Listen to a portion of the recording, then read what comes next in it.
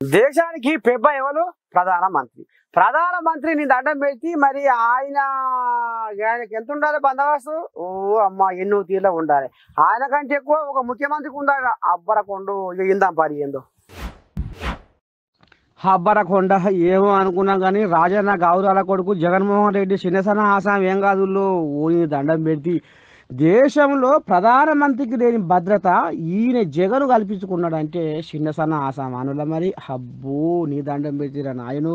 ఏకంగా ఒక్కరు కాదు ఇద్దరు కాదు 986 మంది పోలీసులను బందోబస్తుగా భద్రతగా పెట్టుకుంటే ఎంత పెద్దగా ఆలోచన చేస్తుండో చూడరు వామ్మ.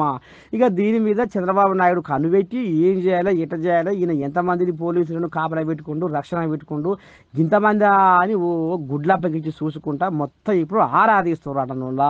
మొత్తానికైతే జగన్కు సురుకులు తగులుతున్నాయి వీళ్ళు.